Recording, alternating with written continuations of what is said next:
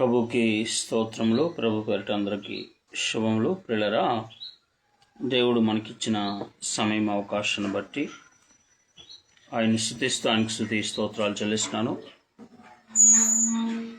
మొదటి కొరింథీయులకు రాసిన పత్రిక 15వ అధ్యాయము 20వ వచనం నుంచి చూసినట్లయితే, ఇప్పుడైతే నిద్రించిన వారిలో ప్రథమ ఫలముగా క్రీస్తు మృతుల్లో నుండి లేపబడి ఉన్నాడు. మృతుల్లో నుంచి లేవటం అంటే మరణం జయించి లేవటం. మరణం జయించి లేవటం యేసుక్రీస్తు వారు మాత్రమే మరణాన్ని జయించి లేచారా? అవును. ఆయనలాగా మరణం జయించి లేచిన వారు ఎవరు లేరు. ఏమండి? సో చాలామంది మరి యేసుప్రభువు వారి కంటే ముందు పాత నిబంధనలో ఏలియా ఏమండి ఒక వ్యక్తిని లేపినట్టుగా మనం చూస్తున్నాం కదా. ఇంకా చాలా ఏమండి ఎలీషా కూడా ఒక గనురాలి కుమారుని లేపినట్టుగా చూస్తున్నాం కదా. ఇవన్నీ చూసినప్పుడు మనము మరి యేసుప్రభువు వారు ముందుగా లేచారని ఎలా చెప్తాం? యేసుప్రభువు వారు కూడా ఆయన బతుకున్నప్పుడు ఆయన మరణాన్ని జయించి లేకముందు కొంతమంది బతికించాడు. ఏమంటే ఇవన్నీ చూస్తుంటే ఆయన ముందు ఎలా అవుతాడు అంటే, ఆయన లాగా ఎవరైనా సరే అక్షయ దేహంతో లేవలేదు. అది దాని అర్థం. అంటే భౌతిక ఏ మట్టి దేహంతో చనిపోయారో అదే భౌతికమైనటువంటి మట్టి దేహంతో ఎంతోమంది లేచారు. ఎప్పటికీ లేస్తున్నవారు అక్కడక్కడ ఉంటారు భవిష్యత్తులో కూడా. కానీ మహిమా దేహముతో మట్టి శరీరంతో చనిపోయి మహిమా దేహముతో లేచిన ఒకే ఒక్క ఆయన యేసుక్రీస్తు వారు. ఆయనకు ముందు కానీ ఆయన కాలంలో కానీ ఆయన తర్వాత భవిష్యత్తులో కానీ ఎవరు కూడా అలాగా లేవలేదు, లేవలేరు. ఎందుకంటే ఆయన మాత్రమే ఏమండి మహిమ దేహం ఇచ్చే దేవుడు, మహిమ శరీరం ఇచ్చే దేవుడు, అక్షయ జీవితాన్ని శాశ్వత జీవితాన్ని ఇచ్చే దేవుడు. ఏమండి? అందుకనే క్రీస్తు మృతుల్లో నుండి లేపబడి ఉన్నాడు. సో ఆయన లేవటం అనేది అక్షయ శరీరంతో లేవటం, శాశ్వతమైనటువంటి శరీరము కలిగి లేవటం. ఇంతవరకు అలా ఎవరు లేవలేదు. ఏమంటే ఆయన వచ్చినప్పుడు ఆయన తన భక్తులను ఆ విధంగా లేపుతానని, ఆ విధంగా శాశ్వతమైనటువంటి శరీరమునిచ్చి నిత్య జీవితం తనతో పాటు జీవించే ఆ గొప్ప భాగ్యాన్ని ఇస్తానని ఆయన చెప్పి వాగ్దానం చేసి ఆయన తన జీవితాన్ని ఒక మాదిరిగా చూపించి వెళ్ళాడు. కనుక ఆయన యందు విశ్వాసం ఉంచిన ప్రతి మనిషి, ఆయన యందు విశ్వాసం ఉంచిన ప్రతి ఒక్కరూ మనం కూడా ఆయన వలె అక్షయ దేహంతో లేస్తాము అనే ఈ సత్యాన్ని ప్రతి ఒక్కరూ విశ్వసించి ఆ విధంగా ఆయన కొరకు బ్రతకాలి. ఏమండి? ఈరోజు ఎంతోమంది మరి ఆయన యందు విశ్వాసం ఉంచడానికి, ఆయన నమ్మటానికి కారణం శాశ్వతమైనటువంటి జీవితం మనకు ఉంది. యేసుప్రభువు వారు ఎలా అయితే ఈ మట్టి దేహంతో మరణించి మహిమా దేహంతో తిరిగి లేచారు, ఆయన యందు విశ్వాసం ఉంచిన ప్రతి ఒక్కరు అలాంటి మహిమా దేహాన్ని, అక్షయ శరీరాన్ని ధరించుకోబోతున్నారు. అది ఒక దినాన్ని ఆయన ఇస్తున్నాడు అనేది చాలా స్పష్టంగా యేసుప్రభువు వారు తర్వాత శిష్యులు కూడా అది ప్రకటించారు. ఈరోజు మనం కూడా అదే నమ్మాలి, అదే ప్రకటించాలి. ఎందుకంటే వారు కూడా ఈ భౌతికమైన ఈ యొక్క లోకంలో ఉన్నప్పుడు యేసు ప్రభువారి కొరకు ఆయన అక్షయ శరీరంతో లేచాడు, ఆయన శాశ్వతమైన దేహంతో లేచి పరలోకానికి వెళ్ళాడు. అది మేము చూసాం. కాబట్టి అలాంటిది ఉంది అని దాన్ని ప్రకటించడానికి వారు తమ ప్రాణాలు కూడా అర్పించారు. సో అపోస్తలుల వలె శిష్యుల వలె మనం కూడా మనకు శాశ్వతమైనటువంటి జీవితం ఉంది, యేసుక్రీస్తునందు విశ్వసించిన వారికి శాశ్వతమైనటువంటి జీవితం ఉందని నమ్ముతూ ఆయన కొరకు జీవించాలి, ఆయన ఆ విధంగా ప్రకటించాలి. చూసినట్లయితే 21వ వచనంలో మనుష్యుని ద్వారా మరణము వచ్చిన కనుక మనుష్యుని ద్వారానే మృతుల పునరుద్ధానము కలిగిన. మొదటి మానవుడైన ఆదాము ద్వారా మరణం వచ్చింది. కింద అదే చెప్తున్నాడు. ఆదామునందు అందరూ ఎలాగో మృతి పొందుచున్నారో అలాగనే క్రీస్తునందు అందరూ బ్రతికించబడుదురు. ఆదాము చేసినటువంటి పాపమును బట్టి మరణం అనేది వచ్చింది. ఆదాము పాపం చేయకముందు ఆదాముకు మరణము లేదు. ఆదాము దేహము అలాంటిది. ఆదాము యొక్క దేహములో నుంచే ప్రతి మానవ దేహాన్ని, ప్రతి మనిషిని దేవుడు చేయాలని సంకల్పించాడు, ప్రణాళిక చేశాడు. అయితే ఆ ఆదాము దేహము లోకు పాప స్వభావం ఎప్పుడైతే ఆదాము దేవుని మాటను విశ్వసించక ఈ పండు తినద్దు, తింటే చనిపోతావు, తద్వారా నీ శరీరానికి మరణం అనేది వస్తుంది అని చెప్పిన మాటను నమ్మక అపవాది చెప్పిన మాట నమ్మాడు. అపవాది పండు తినేస్తే నీకేం కాదు, తినేసే, నీకు మరణము రాదు, నువ్వు దేవుడితో సమానం అయిపోతావు, దేవుడిలాగా అయిపోతావు, అందుకనే దేవుడు ఆ పండు తినొద్దని చెప్పేశాడు అని ఒక అబద్ధాన్ని చెప్పాడు. అది నమ్మాడు ఆదాం. నమ్మేసి దేవుడు చెప్పిన మాట నమ్మకుండా, ఈ పండు తింటూ చనిపోతామని దేవుడు చెప్పిన మాట విశ్వసించకుండా సాతాను చెప్పిన మాట నమ్మాడు. అప్పుడు మరణము వచ్చింది. సో ఆదాము ద్వారానే మనమందరము కూడా జన్మించాలని దేవుని సంకల్పం కనుక, సో ఆదాము యొక్క దేహము నుండే ప్రతి దేహము రావాలి.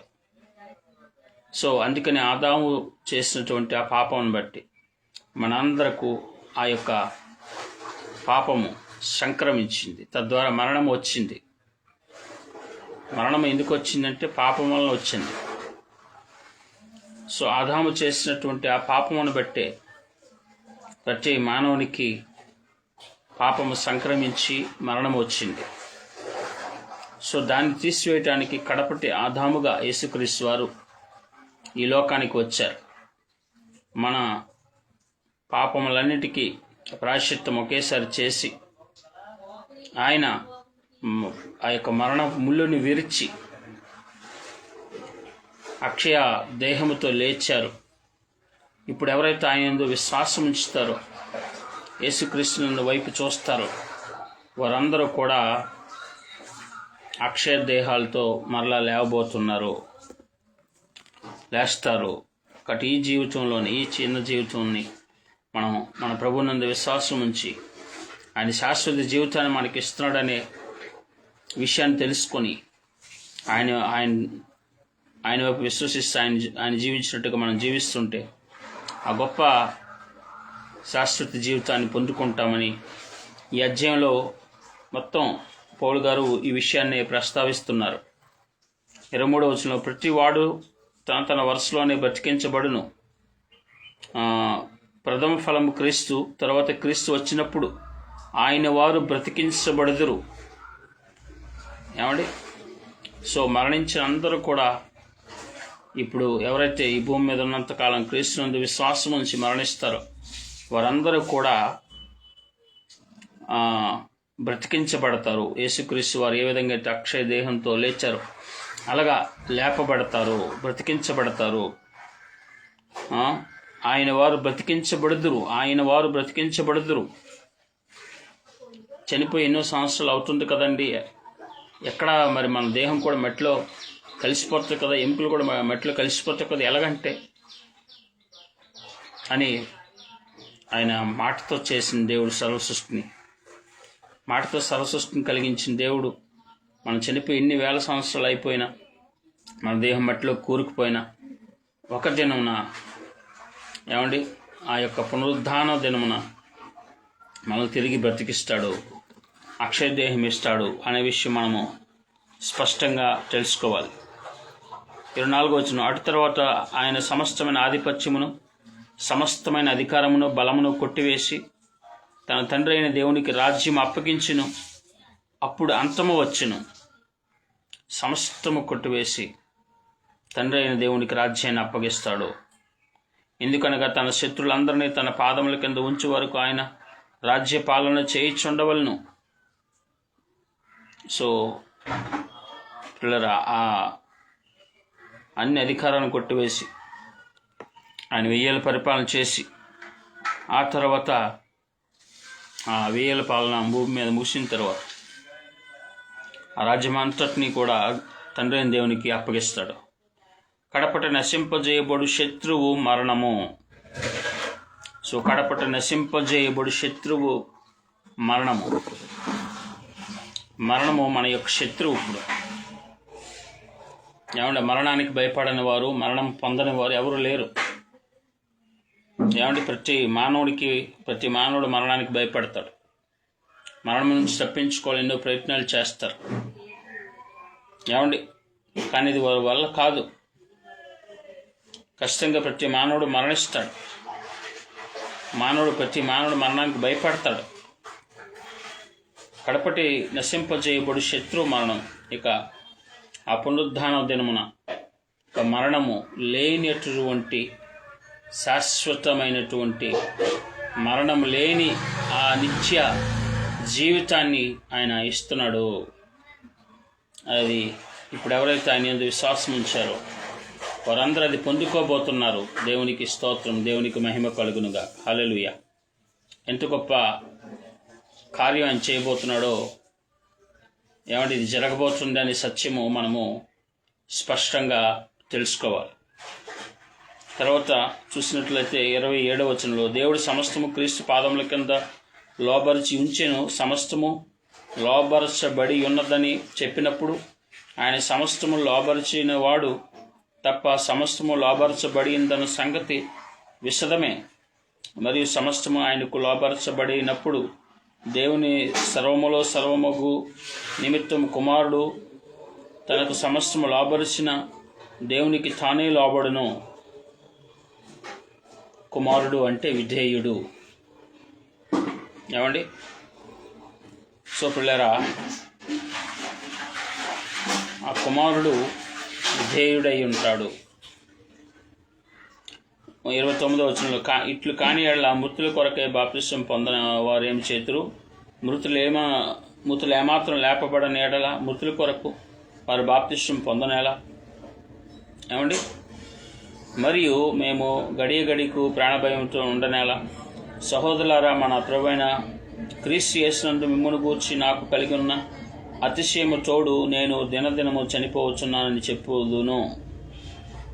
ఏమండి, ఇక్కడ పౌలు గారు ఆ యొక్క పునరుద్ధానం ఉందని, ఆ శాశ్వత జీవితం ఉందని, ఆ విషయాన్ని ఆయన విశ్వసిస్తూ దాని గూర్చి పౌలు గారు ప్రకటిస్తున్నారు. ఎలాంటి పరిస్థితుల్లో ప్రకటిస్తున్నారంట? దినదినము ప్రాణభయముతో ఎన్నో ఇబ్బందులు ఎదుర్కొంటూ. ఏమండి, ఇంకా చూడండి అక్కడ 32వ వచనంలో, మనిషి రీతిగా నేను ఎపిస్సులో మృగములతో పోరాడిన ఎడల, అంటే ఎపిస్సులో మృగాలతో పోరాడారు. మృగాలు ఇక్కడ ఎవరు? ఏమండి, దైవ జ్ఞానము లేనివారు, దేవుని గురించిన ఆలోచన లేనివారు. పౌలు గారు అక్కడ ఎపిస్సులో ఉన్న మృగాలతో పోరాడి పునరుద్ధానం ఉంది, నిత్య జీవితం ఉంది అని మానవుడికి క్రీస్తుని నమ్మితే శాశ్వతమైన జీవితం ఉంది అనే విషయాన్ని పౌలు గారు ప్రకటిస్తున్నారు. కానీ దాన్ని ఎదిరిస్తున్నవారు ఎఫ్సీలో ఉన్న మృగాలు. ఈరోజు కూడా ఇలాంటి మృగాలు ఎన్నో దేవుడు ఇవ్వబోయే శాశ్వత జీవితం గురించి ప్రకటిస్తూ ఉంటే అది లేదు అని ఎదురు తిరిగేటటువంటి మృగాలు ఎంతోమంది ఈరోజు సమాజంలో ఉన్నారు. సో ఆనాడు పౌలు ఎలాగైతే ఆ మృగాలతో పోరాటం చేశాడో, ఈరోజు మనం కూడా అలాంటి మృగాలతో క్రీస్తు నమ్మితే శాశ్వత జీవితం లేదు అనేటటువంటి ఒక అబద్ధాన్ని ప్రకటిస్తున్న మృగాలతో మనం పోరాటం చేయవలసిన వారమై ఉన్నాము. మృతులు లేపబడని ఎడల రేపు చనిపోదుము గనుక తిందుము త్రాగుదుము మోసపోకుడి. ఇక రేపు చనిపోతే మరి భవిష్యత్తు లేదు, ఇంకా శాశ్వతమైన జీవితం లేదు అని మీరు అనుకొని మోసపోకండి. ఏమంటే దుష్ట సాంగత్యం మంచి నడవడిని చెరుపును. దుష్టుడు ఏం చేస్తారు? దుష్ట సంబంధులు ఏమంటారు? ఏమంటే శాశ్వతమైన జీవితం లేదు, మరణిస్తే మరి బతుకు లేదు, ఈ జీవితమే శాశ్వతం, ఈ జీవితంలో తిను తాగు ఆనందించు, మరి జీవితం లేదు, మరి బతుకు లేదు అనుకుంటారు. అది మృగాలు. ఏమండి ఆ యొక్క ఆలోచన కలిగిన వారు, అలాంటి మాటలు చెప్పేవారు మృగ తత్వం కలిగిన వారు. కనుక ఈ జీవితం మట్టుకే తిందుము తాగుదము ఆనందించుదాం, మరి దీని తర్వాత ఇంకేమీ లేదు, ఈ జీవితమే శాశ్వతం అని ఎవరైతే అంటున్నారో ఏమండి వారు అలాంటి దుష్ట ఆలోచనలు కలిగిన విశ్వాసం కలిగిన వారితో సాంగత్యం చేయకూడదు. ఈ జీవితం తర్వాత ఇంకొక జీవితం లేదు అంటున్న వారితో, ఈ బ్రతుకే మరో బ్రతుకు లేదు అంటున్న వారితో మనము సాంగత్యము స్నేహము చేయకూడదు. అలాంటి వారితో కలిసి మనం ఉండకూడదు. దుష్ట సాంగత్యము అంటే అదే. ఈ జీవితంలో తమ కోరికలు తీర్చుకోవటానికి, ఈ జీవితంలో అన్నీ ఉంటే చాలు, ఈ జీవితంలో సుఖాలు అనుభవిస్తే చాలు, ఈ జీవితంలో అవసరాలు తీరితే చాలు, ఈ జీవితంలో విలాసంగా బతికితే చాలు అని ఎవరైతే బతుకుతున్నారో లేదా అలాగా బోధిస్తున్నారో, ఈ జీవితంలో అవసరాల కోసం మాత్రమే బతుకుతూ బోధిస్తున్నారు, అలాంటి దుష్టులతో సాంగత్యం చేయకూడదు, మనము స్నేహం చేయకూడదు. వారు మృగము లాంటి వారు అని పౌలు గారు చెప్తున్నారు. సో దేవుని గూర్చిన జ్ఞానం కొందరికి లేదు, మీకు సిగ్గు కలుగుటకి ఇట్లు చెప్పుచున్నాను. దేవుని గూర్చిన జ్ఞానం కొందరికి లేదు. దేవుడు చెప్పినటువంటి మాటలు వారు విశ్వసించలేదు కనుక ఆ జ్ఞానం వారికి లేదు. శాశ్వతమైన జీవితం ఒకటి ఉంది. ఈ లోకము నటన గతిస్తుంది, ఈ లోకాశలు గతిస్తాయి, కానీ దేవుని చిత్తం జరిగించేవాడు నిరంతరం నిలిచి ఉంటాడు అని దేవుడు చెప్పిన మాటను నమ్మని మృగం లాంటి బుద్ధి కలిగిన వారు, దుష్టులుగా ఉన్నవారు, దేవుని జ్ఞానం లేనివారు కొందరు ఉన్నారు. వారిలా మీరు ఉండకండి, వారిలా మీరు ఆలోచన చేయకండి. ఈ జీవితంలోనే అవసరాలు తీరితే చాలు అనేటట్టుగా వారిలాగా మీరు ఉండకండి అని హెచ్చరిస్తున్నాడు. అయితే మృతులు ఎలాగూ లేతురు, వారు ఇట్టి శరీరంతో ఒత్తిడిని ఒకడు అడుగును. ఎలా లేస్తారు? ఎప్పుడో చనిపోయారు కదా, భూమిలో పాతి పెట్టబడ్డారు, లేదంటే కాల్చివేయబడ్డారు, లేదంటే సముద్రంలో ఆ శరీరాలు ఎక్కడ కొట్టుకుపోయాయి, సముద్ర గర్భంలోకి వెళ్ళిపోయాయి, లేదంటే ఎంతోమంది సముద్రంలో చనిపోయిన వాళ్ళు ఉంటారు, ఎంతోమంది అగ్నిలో కాలిపోయిన వాళ్ళు ఉంటారు, ఎంతోమంది ఏమండి భూమిలో పాతి పెట్టబడి ఉంటారు, ఎంతోమంది ఎక్కడో లోయల్లో పాతి పెట్టబడిన వారు ఉంటారు. మరి అలాంటి పరిస్థితులు ఉంటే ఎలా లేస్తారు అని ఒకడు అడుగును. అప్పుడు పౌలు గారు దానికి సమాధానం చెప్తున్నారు. ఓ అవివేకి, నీవు విత్తినది చచ్చితే గాని బ్రతికించబడదు కదా, నీవు విత్తిన దాన్ని చూడగది. గోధుమ గింజ అయినా సరే, మరి ఏ గింజ అయినా సరే, వట్టి గింజనే విత్తుచున్నావు కానీ పుట్టబో శరీరమును విత్తుట లేదు. అయితే దేవుడు తన చిత్త ప్రకారముగా నీవు విత్తిన దానికి శరీరం ఇచ్చును, మరియు ప్రతి విత్తనమునకు దాని శరీరము ఇచ్చుచున్నాడు. ఒక విత్తనం మనము నాటితే పిల్లరా దాని శరీరం ఎవరిస్తున్నారు? దానికి ఆ విత్తనం భూమిని నాటినప్పుడు కులిపోతుంది. కులిపోయిన తర్వాత అందులో చిన్న మొలక వస్తుంది. ఆ మొలక అలాగే ఎదిగి మొక్క మహావృక్షం అవుతుంది. అంతగా పెద్ద వృక్షం అవటానికి ఎవరు దానికి ఆ శరీరం ఇచ్చారు? దేవుడే. అలాగే మన దేహము మట్టిలో కుళ్ళిపోయి మట్టిలో కలిసిపోయిన తర్వాత కూడా ఈ మట్టి దేహములో నుంచే దేవుడు మహిమ కలిగిన గొప్ప దేహము ఇవ్వబోతున్నాడు. ఆయన మాటలు విశ్వసించిన వారికి, ఆయన మాట యందు నమ్మకం ఉంచిన వారికి ఇది జరగబోతుంది అని ఒక విత్తనాన్ని ఉదాహరణగా చూపిస్తున్నాడు. అవును ప్రియులారా, దేవుడు మన కళ్ళ ముందు ఒక విత్తనానికి ఇంకొక మొక్కిస్తున్నాడే. ఒక విత్తనమే ఒక మహావృక్షం అవుతున్నప్పుడు విత్తనం కంటే గొప్పవారమైన మనము, మన దేహము ఏమంటే ఎందుకు మరలా శాశ్వతమైనటువంటి దేహం ధరించుకోదు? ఎందుకు మహాదేహం రాదు మన దేహానికి? ఈ మట్టి దేహానికి ఎందుకు మహాదేహం రాదు? వస్తుంది అని ఉదాహరణ ఒక విత్తనాన్ని చూపిస్తున్న. విత్తనంలోనే అంత పెద్ద చెట్టు ఉంది కదా, అలాంటిది ఈ మట్టి దేహంలో ఆ మహిమ గల దేహం ఉంది. ఈ మట్టి దేహంలోనే మహిమ కలిగిన దేహం ఉంది అని పౌలు గారు చెప్తున్నారు. ఎవరైతే ఈ మట్టి దేహాన్ని, కొద్ది కాలం ఉండే ఈ దేహాన్ని యేసు ప్రభు వారి కొరకు వినియోగిస్తారో, ఆయనకి ప్రార్థిస్తూ, ఆయన స్తుతిస్తూ, ఆయన వాక్యాన్ని ధ్యానిస్తూ, ఆయన వాక్యాన్ని పాటిస్తూ ఈ మట్టి దేహంలో ఈ కొద్ది చిన్న ఆయుష్కాలాన్ని ఆయన కొరకు వినియోగిస్తారో అలాంటి వారికి మహిమ కలిగినటువంటి శాశ్వత దేహము ఇవ్వబడుతుంది అని ఇక్కడ పౌలు గారు చెప్తున్నారు. ఏమండి, తర్వాత చూసినట్లయితే మనుష్య మాంసం వేరు, మృగ మాంసం వేరు, పక్షి మాంసం వేరు, చేప మాంసం వేరు. ఇక్కడ చూడండి, మాంసం అన్ని మాంసాలు ఉంటాయి. జంతువుల మాంసము, పక్షుల మాంసము, చేపల మాంసం. వాటికి ఒక్కొక్క మాంసానికి ఒక్కొక్క టేస్టు, ఒక్కొక్క రుచి, ఒక్కొక్క రకమైనటువంటిది ఉంటుంది. అలాగే ఆకాశంలో నక్షత్రాలు గురించి చెప్తూ చూడండి, ఆకాశ వస్తు రూపములు కలవు, భూ వస్తు రూపములు కలవు. ఆకాశ వస్తు రూపంలో మహిమ వేరు, భూ వస్తు రూపంలో మహిమ వేరు. సూర్యుని మహిమ వేరు, చంద్రుని మహిమ వేరు, నక్షత్రాల మహిమ వేరు. మహిమని బట్టి ఒక నక్షత్రమునకు మరి ఒక నక్షత్రమునకు భేదము కలదు కదా. మృతులు పునరుద్ధానము అలాగే మృతులుగా పునరుద్ధానం చెందేవారు కూడా అలాగే. ఒక నక్షత్రం పెద్దది ఉండొచ్చు, ఒక నక్షత్రం చిన్నది ఉండొచ్చు. ఒక నక్షత్రం బాగా కాంతివంతంగా వెలుగుతుంది, ఒక నక్షత్రం కొంచెం లైటింగ్ ఉంటుంది. ఏమంటే ఒక్కొక్క మాంసం ఒక్కొక్క రుచిగా ఎలాగైతే ఉంటుంది, అలాగా మహిమ దేహం పొందుకునేవారు ఒక్కొక్కరికి ఒక్కొక్క ఈ భూమి మీద వారు ఈ మట్టి దేహంతో వారు దేవుని కొరకు జీవించినటువంటి